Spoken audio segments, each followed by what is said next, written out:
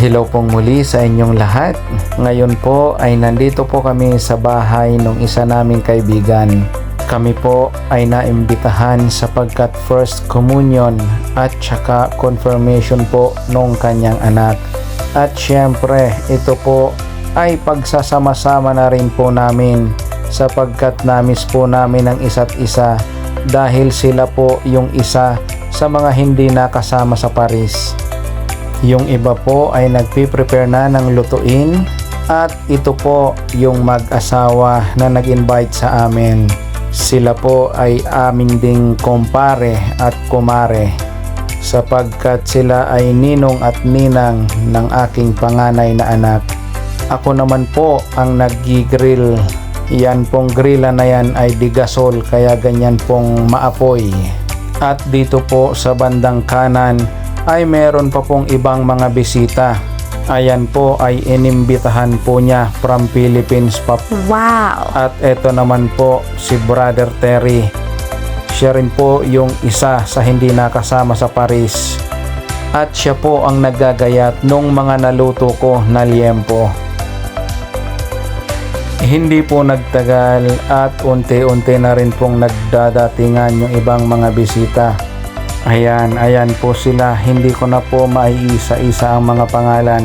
Natapos ko na nga pong maihaw ang liempo, kaya ito naman pong isda at chicken wings ang nakasalang. Heto po, at habang tumatagal ay dumadami na rin po ang mga bisitang nagdadatingan.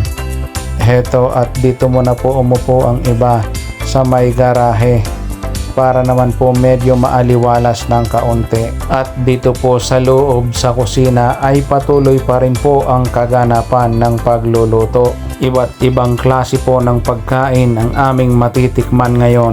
At ayan po si Paring Gary, parang nagko-cooking show sa dami ng mga taong nakapalibot sa kanya habang nagluluto. Ang ibang mga boys naman po ay nagmi-meeting muna ng kaunti dito po sa may labasan. Hinihintay lamang po na makumpleto ang lahat ng pagkain para po kami ay makapagsimula na rin ng aming hapunan. Sa mga oras na ito ay patuloy pa rin po ang pagdating ng iba pa pong mga bisita.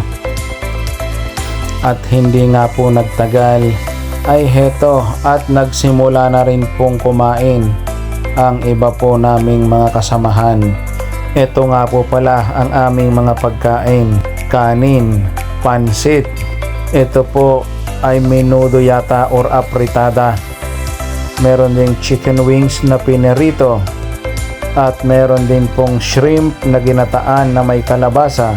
Meron din pong spiral pasta, grill na chicken wings, barbecue, isdang inihaw. Meron din pong dinuguan. At naubos na po ang lumpia ayon. Siyempre, palamig po para sa mainit na panahon. Ito po at dumating na rin po si Mrs. At kasabay po niya yung iba pa naming mga kabarkada. At ayan po si Gray, siya po yung nag-confirmation.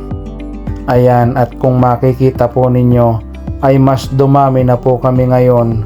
Ngunit may mga iniintay pa rin po kaming ibang bisita na manggagaling pa po ng trabaho. At ito po sila Paring George, kararating lang po nila kaya't aming pinakakain na. Paring Gary naman po ay nagmiminatamis na. Oh, ngayon pa lang. Hello! Hi, YouTube!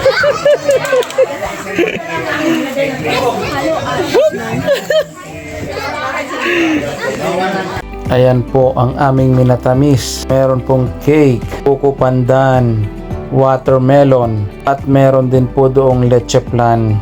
At sa mga oras na ito ay medyo tapos na rin pong kumain yung iba.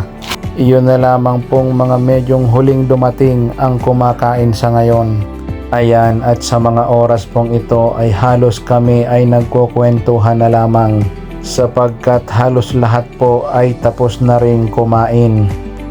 At after po namin kumain at magpahulaw ng kaunti ay heto na po ang sumunod na mga nangyari. Kung sa akala nyo ay dyan lamang po sa Pilipinas uso ang Sharon, meron din po niyan dito sa ibang bansa.